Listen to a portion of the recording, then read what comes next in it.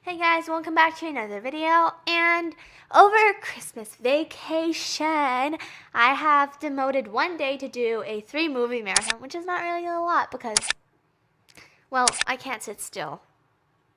But out of the 3 movies, I had one favorite movie, and the movie is called Over the Moon. So we're gonna do a quick little reaction of the clip.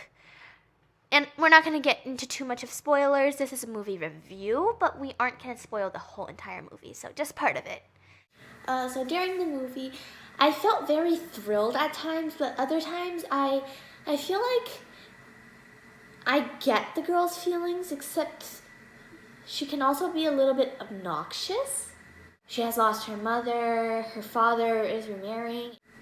If somebody, has that experience, they probably feel quite betrayed and they won't accept the new person or the new people that quickly, and it will take time and stuff. But I think that she should have at least tried in the beginning so that she wouldn't have caused that much trouble and a life or death situation with her little brother.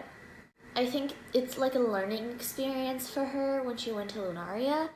I had quite a bit of afterthoughts. Firstly, I thought that the movie was quite exact and on point to how Chinese tradition for 中秋节, to the MidAutumn Festival, and I think that some of the portrayals are really nice, and the jokes or the comical parts of the movie are also quite on point and hits the laughing spot for a lot of people. I really like the Guangchangwu part because I have personally seen my grandma do the moves of Guangchangwu, and it looks like it's exactly on point. It's Guangchangwu can also be known as public square dance in English, but I think it's so on point, the music, the moves, and everything, even the people dancing, because I have personally seen children dancing Guangchangwu or public square dance myself, and I think that it's very funny. So I really do suggest this movie for you guys to watch. Gentlemen dance like grandpas.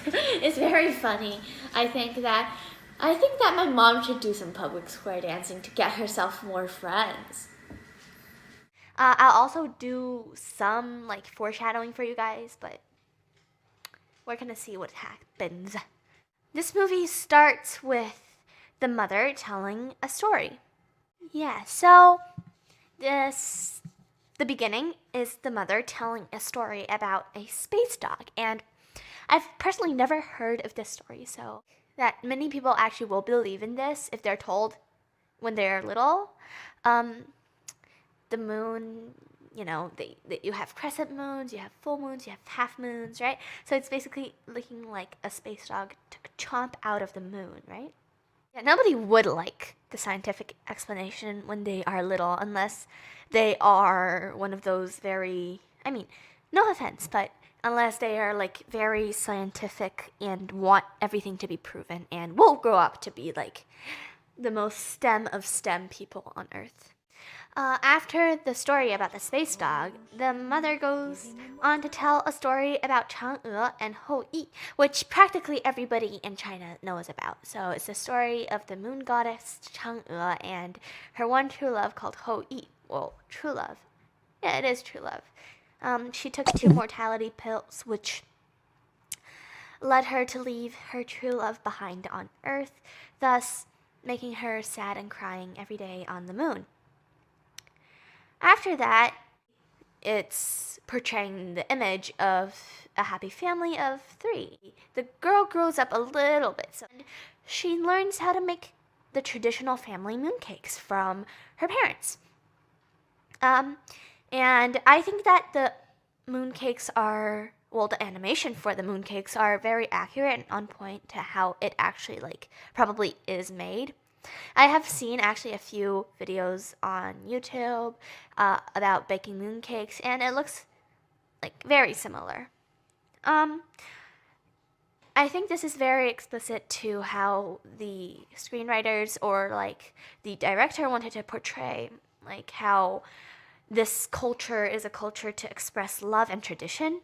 The people in their community loves their mooncakes and basically thinks that it's amazing and delicious. Like, I think mooncakes are amazing and delicious because I think the taste is very special and exquisite. I almost only have it during the time of 端午节, is it? 中秋节. Yeah, it's the MidAutumn Festival, and I'm not sure. I don't think this is one of my favorite holidays, but I think it's still a great holiday and deserves to be celebrated.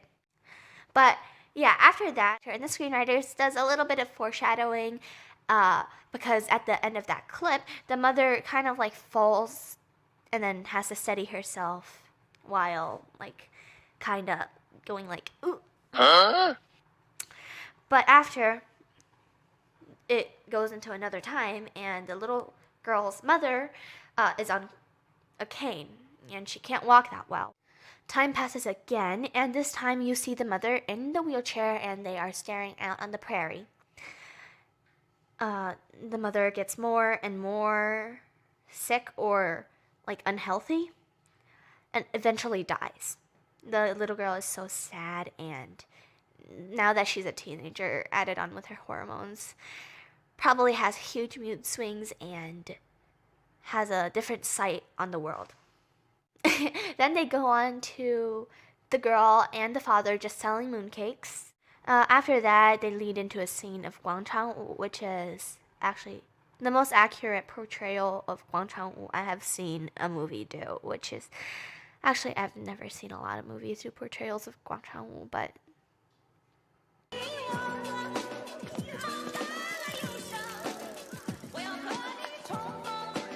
it's like the song is very relative. I have listened to my grandmother dance to that song before with her peers outside. After that, she gets home and her father reveals to her about a guest, which is technically going to be her soon-to-be mother. Her father is remarrying after her actual mother died. But the girl is not very happy. Firstly, the mother came into her life without like giving a heads up, or her father giving her a heads up, and she misses her own mother. Also, her mother brought along a very, I guess, annoying little brother for her, which she doesn't really like at all.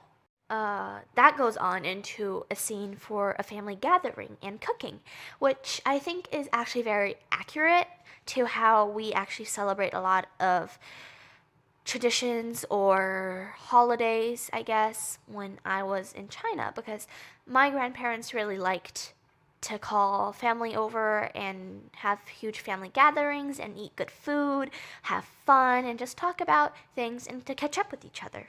The family teases her about Chang'e, which she is absolutely in love with, like the tale and how Chang'e is. But they teased her about it, and she goes on to feel incredibly sad and betrayed because not only is her father dating another woman, but also her family likes to tease her and are actually quite happy that there's another woman in the family. The little girl, in summary, just wants it back to how it was before her mother died. So after that, the little girl, who's called Fei Fei, wants to prove to her dad and everybody that Chang'e is actually real, thus making him, thinking that she could make him remember her mother. Well, the moon and Chang'e is basically the connecting bridge between the girl and her mom. So she decides that she wanted to fly a rocket to the moon to prove that Chang'e is real and to remind her dad that her mom is still somewhere watching over them. That leads us to a scene of research and intense inventions, or actually just exploring how or like what a rocket is made up of. I know Chang'e is up there, but how can I prove it?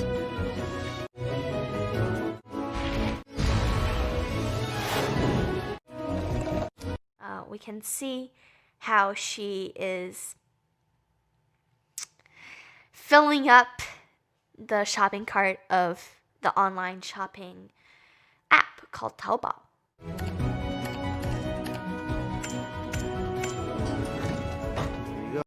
And, well, that leads us into the next scene, which is about Chinese school.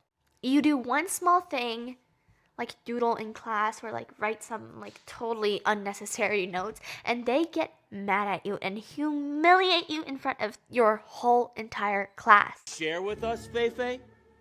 No. Today you are number 1 in class, but maybe tomorrow you'll be number 30. There's no doodling allowed. Using brute force isn't a way to let them remember things that much. And I think that slowly teaching them some of the things and how they are supposed to behave is a little better. But yeah, it's so funny because Fei-Fei was drawing out a plan in class of how she wants to make the rocket, but the teacher discovers and decides to humiliate her in front of the class, like I said before. But that just leads her to finding out the one key that she needed into making her rocket ship, which is basically the magnetic force used to build bullet trains. So eventually, after days and nights of work, she has made the rocket. But her stepbrother decided to step onto the rocket with her, while Fei-Fei didn't actually calculate his weight. So, kind of fail. But in the middle of nowhere, 2 lion-like creatures with wings came out and basically licked and kicked the rocket to the moon. Fei-Fei and her little brother named Xiaoqing, decides to ride on these lions, or actually they don't decide to. The lions just pick them up and they ride on the lions to Lunaria, which is where they meet Chang'e. American accent. And Lunaria is a place that nobody kind of expects it to be, because usually we think of Chang'e as usually her sadness. She's very sad and lonely on the moon. But Lunaria is everything but that. It's like, well, I don't want to say exactly a Disneyland, because I think it's a place where people can, well, they aren't actually people. They are like, I guess, fake jelly mooncakes and creatures that are amorphous, I guess. But yeah, at this point, all the Chinesey stuff is practically gone, except for the baseline of Chang'e and Fei-Fei, their names, and the history. Chang'e isn't anything that Fei-Fei has expected her to be. She thought Chang'e is a very gentle woman and somebody that is very nice and kind and caring. But now that she actually saw Chang'e for real, Chang'e is a drama queen. She's very sassy. She's quite mean. Well, not really mean, but I think that a better word to describe her would be like superior or closed off. She has, well, like the movie said, she has put a wall around her heart, not letting anybody else in.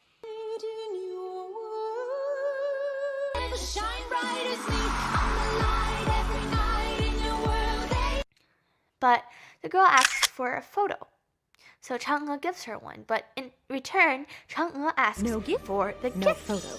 But I don't know what it is. You can have anything of mine that you want. Which nobody really knows what it is. The girl decides to go find the gift back in the abandoned rocket ship with a bunch of chickens on motorcycles.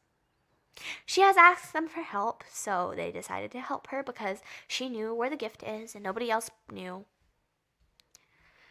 And thus they flew to the moon, where the rocket ship, well, where the abandoned or wrecked rocket ship was. Afterwards, they kind of fight over a gift, which is not really a gift. You know, so they thought that the gift was the Chang'e doll that her mother had given her, or her dead mother or past mother had given her when she was still a child, and she thought that that was the gift, while the chickens also thought that that was the gift. So the chickens deceived her and took the gift for themselves and raced back to Lunaria. Before anything else, she meets this jelly hedgehog that is named Golgi. I forgot. Hi, I'm Gobi. What's your name? But he had a very interesting name, and he was green and could change colors.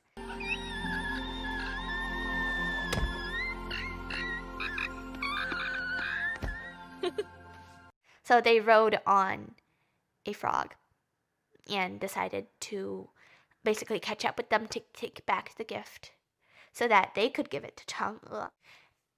While she was doing that, her little brother was doing a ping pong race thing or ping pong competition with Chang'e, because Chang'e, well, he told Chang'e that he knew where the gift was and that he would tell her if he lost, but if he won, she would have to give him the photo. Just spoiler, he won, so... But Chang'e didn't actually give him the photo, so the story doesn't end there. Something tragic happens. They get into kind of like a crash with a round meteor kind of thing, and that destroys the Chang'e doll, which they thought was the gift. Feifei thought that she couldn't get back to Earth anymore, and that all her chances of proving Chang'e was real was broken and shattered. But at this point of time, Golgi, or something like that, I think, tells her that she should be positive and eat something to liven up herself.